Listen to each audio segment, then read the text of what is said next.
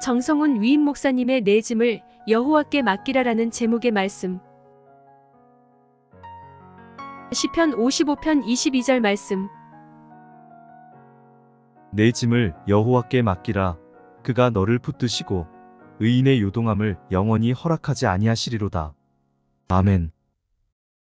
한국교회 초창기 시절에 있었던 이야기라고 합니다. 어느 미국의 선교사가 교통이 워낙 불편하고 또 열악하다 보니까 집차가 있었으면 좋겠다, 이런 생각을 하고 본국에 주문을 합니다. 마침내 집차가 도착을 했고 그 집차를 타고 다니면서 이 마을 참을 전도 활동을 펼치게 됩니다. 때로는 먼 시골도 마다하지 않고 오가면서 복음 활동에 주력하게 됩니다. 그러다 어느 날 시골길을 달려가고 있는데 저만치 한 할머니가 큰 집보따리를 머리에 이고 힘겹다는 그런 표정으로 걸어가고 있었다고 합니다.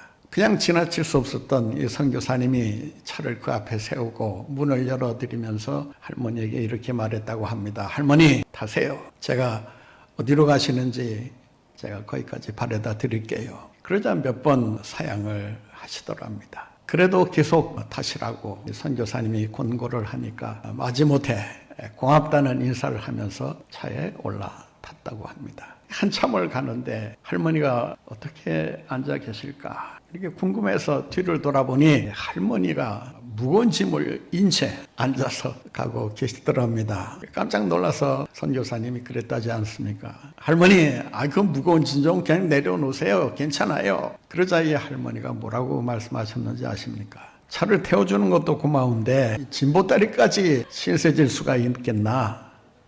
라고 하면서 끝내 짐을 이고 가셨다고 합니다. 이 이야기가 주는 교훈이 있습니다.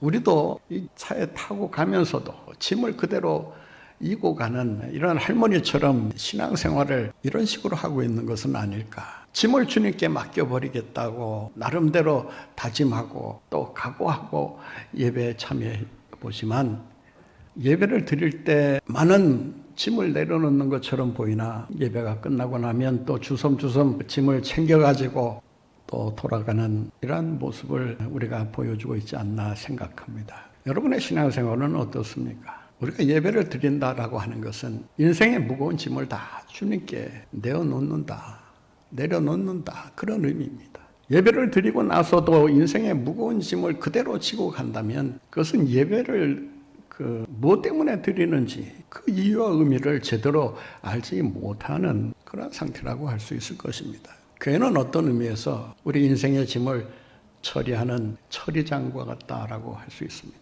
오늘 본문 말씀에 보면 내 짐을 여호와께 맡기라. 그리하면 여호와께서 붙드시고 의인의 요동함을 허락치 아니하시겠다고 분명하게 약속하고 계십니다. 우리가 왜 하나님께 우리의 짐을 맡기지 못하고 있는 것일까요? 의심하기 때문입니다. 과연 내 짐을 제대로 맡아주기는 하실까? 혹시 이 짐을 맡아놓겠다고 해놓고 도망가지는 않을까? 이런 의심이 들기 시작하게 되면 우리의 짐을 제대로 맡길 수가 없는 것입니다. 믿고 맡길 수가 없는데 무턱대고 맡기기만 하면 모든 문제가 해결되느냐? 그렇지 않다는 것입니다. 우리가 우리의 짐을 맡길 때 가장 먼저 확인해야 될 것이 있습니다. 뭔지 아십니까? 믿고 맡길 수 있느냐라고 하는 것입니다. 과연 내 짐을 맡겼을 때 이 짐을 제대로 맡아주실 수 있는가라고 하는 것입니다. 우리가 은행에 예금을 하는 것도 은행이 내 돈을 떼어먹지 않고 반드시 보관해 줄 거라고 하는, 지켜줄 거라고 하는 이런 신심이 있어야 하는 거 아니겠습니까? 의심하는 한 우리는 결코 맡길 수가 없게 됩니다. 하나님의 능력을 의심하거나 하나님의 지혜를 의심하는 한 우리의 짐은 여전히 우리 손에 있을 뿐 그 짐으로부터 자유함을 얻을 수가 없게 됩니다. 왜 우리가 짐을 내려놓지 못하는 것일까요? 맡기지 못하는 이유는 미래가 불안하기 때문입니다. 미래라고 하는 것은 한 번도 우리가 가보지 못한 길이라고 할 수 있습니다. 우리가 한 해를 하나님으로부터 선물로 받았습니다. 이 한 해를 어떻게 지날 것이냐? 주님께서 이 한 해도 연초부터 연말까지 지키시고 보호하시고 인도해 주실 것이라고 하는 이런 확신을 갖지 못한다면 우리는 불안 때문에 늘 조바심을 취해야 하는 그런 삶을 살게 될 것입니다. 한 해는 우리가 경험해 보지 못한 그런 길이라고 할 수 있습니다. 무슨 일이 일어날는지, 어떤 일이 발생할는지, 어떤 문제가 내 앞을 가로막을는지 아무도 알 수 없는, 예상할 수 없는 그런 불확실한 시간들이라고 할 수 있습니다. 이 미래를 성공적으로 살아가기 위해서는 닥칠지도 모르는 불안에 대해서, 위기에 대해서 믿음으로 대비하고 있어야 합니다. 그 불안을 넘어설 수 있는 그런 평안이 있어야, 그래야 우리가 어떤 상황 속에서도 절망하지 아니하고 힘차게 일어나 나아갈 수가 있는 거 아니겠습니까? 불확실한 미래에 대한 불안, 이 불안이 떠나지 아니하고 계속해서 우리를 괴롭히게 된다면 우리는 인생의 짐에 눌려 질식하게 될지도 모를 것입니다. 우리의 불안의 문제를 해결해 주실 수 있는 분은 오직 예수 그리스도 한 분인 줄로 믿습니다. 주님은 요한복음에서 이렇게 말씀하셨습니다. 내가 나의 평안을 너에게 주노니. 주님이 가지고 계시는 평안, 그 평안은 이 세상이 주는 평안과 같지 않기 때문에 어떤 상황 속에서도 주님이 주시는 평안만 우리가 힘입을 수 있다면 그 평안을 가지고 모든 불안한 미래를 능히 극복하고 나아갈 수가 있게 되는 것입니다. 우리의 짐을 내려놓지 못하는 또 하나의 이유가 있습니다. 그것은 이 세상에는 우리의 짐을 맡아줄 자가 존재하지 않기 때문입니다. 내가 너의 짐을 맡아주겠노라 큰 소리 치는 사람들도 알고 보면 다 꿍꿍이 속이 있어서 그런 말을 하는 것에 불과하다는 것을 알게 됩니다. 자기 짐도 제대로 지지 못하면서 남의 짐까지 져주겠다라고 하는 것은 이건 말이 안 되는 이야기입니다. 인간은 스스로 한계를 갖고 있기 때문에 우리의 짐을 우리 스스로 질 수가 없다는 것입니다. 인간은 불완전한 존재요, 연약한 존재이기 때문에 아무리 자기가 짐을 잘 지려고 애를 쓴다 해도 결코 그렇게 될 수 없는 것입니다. 할 수 있는 일이 있고 할 수 없는 일이 있는 것입니다. 이 세상의 일은 우리 마음대로 뜻대로 되어가지 않습니다. 우리의 짐도 마찬가지입니다. 우리의 짐을 내 힘으로 지려고 해서는 결코 성공할 수가 없습니다. 이 짐을 맡아주시겠노라고 하시는 주님께 과감히 맡겨드려야 하는 것입니다. 어떻게 해야 우리가 이 무거운 짐을 맡겨드리고 살아갈 수 있는 것일까요? 자신의 한계를 인정해야 합니다. 자기의 한계를 인정한다고 하는 것은 하나님 앞에서 자신이 자기의 짐을 제대로 질 수 없는 존재라는 것을 겸손히 고백하는 것입니다. 자기가 할 수 없다는 것을 인정하고 하나님 앞에 항복 선언을 하는 것입니다. 끝까지 내 짐을 내가 지겠다고 고집하고 질 수도 없는 짐을 지고 간다는 것은 스스로 멸망의 구렁텅이로 들어가는 것과 다를 바가 없는 것이 아니겠습니까? 주님께 내 모든 짐을 맡겨드려야 합니다. 시편 55편은 자기가 가장 아끼고 사랑하고 함께했던 부하들로부터 배신을 당하고 심지어 자기 자식으로부터 반역이라고 하는 이런 엄청난 불행을 겪었던 다윗이 쓴 시편이라고 할 수 있습니다.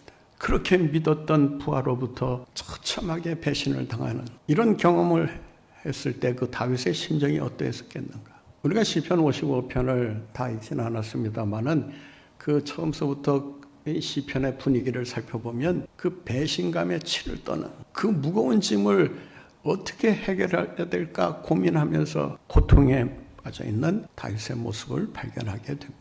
그는 그런 경험을 통해서 한 가지 깨달은 진실이 있습니다.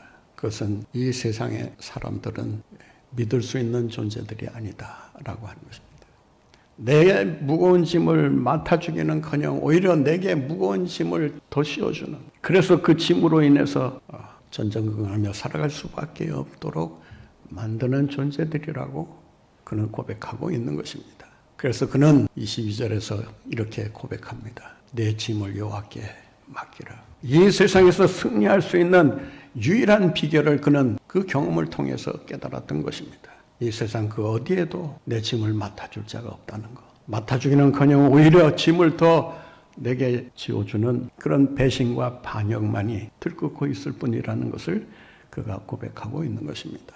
사랑하는 성도 여러분, 우리가 이 세상에서 내 힘으로 할 수 없다는 것을 인정하는 일은 그렇게 쉬운 일은 아닙니다. 그러나 자신의 부족을 인정하고 불완전함을 인정하고 연약함을 인정하고 우리의 짐을 주님께 맡길 때 주님께서 우리의 문제를 해결해 주시고 책임져 주시는 줄로 믿습니다. 어떻게 해야 우리가 짐을 맡기고 승리하는 삶을 살아갈 수 있을까요?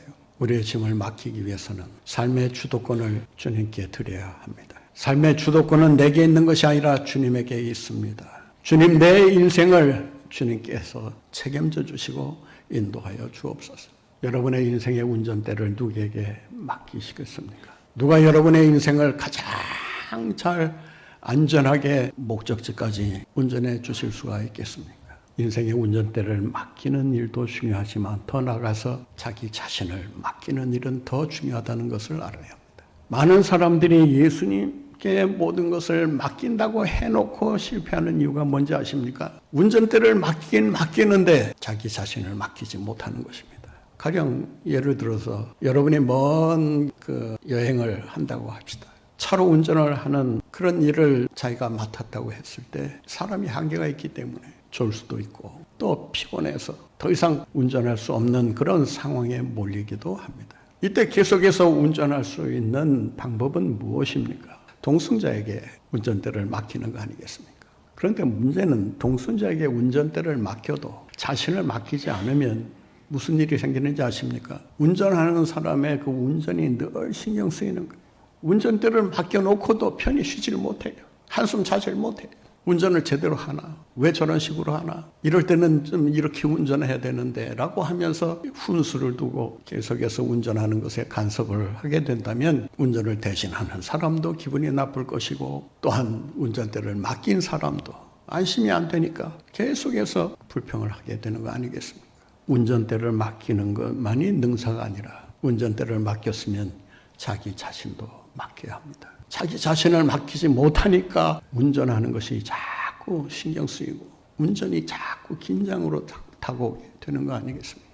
여러분 인생의 운전대를 하나님께 맡겼으면 운전대만이 아니라 여러분 자신의 인생까지 주님께 맡기시는 여러분들이 되시기를 바랍니다. 여러분의 가정도 맡겨야 하고 여러분의 자식도 맡겨야 하고 여러분의 직장도 맡겨야 하고 여러분의 생활도 맡겨야 하고 여러분의 미래도 맡겨야 합니다. 여러분 자신의 그 삶을 주님께 맡기지 못하면 이 험한 인생길을 우리가 어떻게 걸어갈 수 있겠습니까? 우리가 맡기고 살아가기 위해서는 하나님께 맡기는 기도를 드려야 합니다. 기도란 우리의 짐을 하나님께 맡겨드리는 행위라고 할 수 있습니다. 우리가 읽지는 않았습니다마는 이 시편 기자는 16절 17절에서 이렇게 하나님 앞에 기도하면서 하나님께 내 짐을 맡아달라고 요청하고 있습니다. 16절 말씀입니다.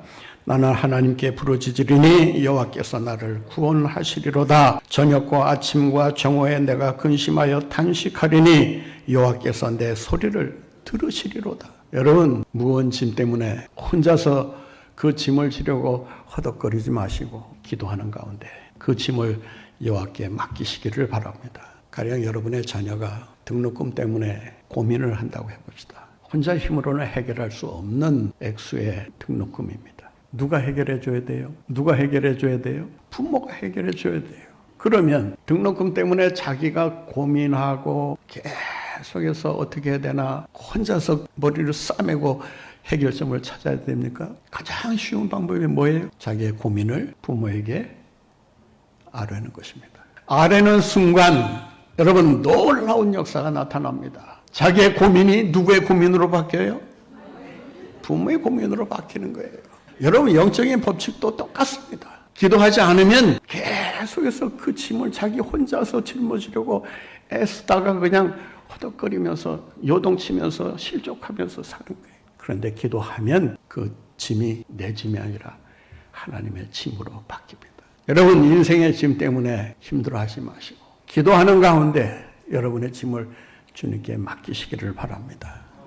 오래전에 우리 한국의 대표적인 기업 가운데 하나라고 할 수 있는 대한모방 동아실크 그 회사가 있습니다. 그 회사 대표가 장로님이셨기 때문에 늘 때가 되면 목사님들을 초청해서 예배를 드리곤 했습니다. 저도 몇 차례 창업 기념일에 예배 드려보기도 했고 또 확장한다고 해서 또 확장 기념으로 또 예배도 드리고 또 새로운 설교를 드려오면 또 새로운 설교를 드려왔다고 해서 또 감사 예배를 드리고 몇 차례 이렇게 참석하는 가운데 당시에는 그 기계 설비가 자동으로 되지 않고 로봇화 되지 않고 그 전부 이 사람이 수동으로 일을 했기 때문에 그 종업원이 얼마나 많은지. 제가 처음 갔을 때 그 공장 안을 들여다보니까 그냥 그 종업원이 그냥 수백 명, 수천 명이 그냥 꽉 들어찬 가운데 이 기계 하나씩 그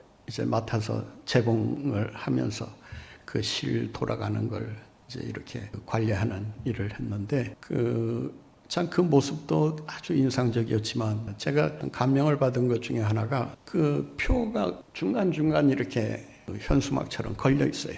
그 표가 뭔가 하면 실이 끊어진다든지 실타래가 얽혔을 경우 반드시 즉시 공장장에게 보고하라. 처음에는 이해가 안 됐어요. 그 종업원들이 스스로 그 실타래가 얽혔으면 풀면 되고 끊어지면 이어주면 되는 거 아니냐. 그러더니 그것이 쉽지가 않다는 거예요. 종업원들이 하루 이틀 해서 해결할 수 있는 일이 아니라는 거예요. 전문가적인 그런 지식을 가지고 기술을 가지고 있는 공장장이 직접 고쳐야 그래야 그 실타래가 수월하게 풀리고 또 끊어진 것을 이어주는 이런 일을 할 수 있다는 겁니다.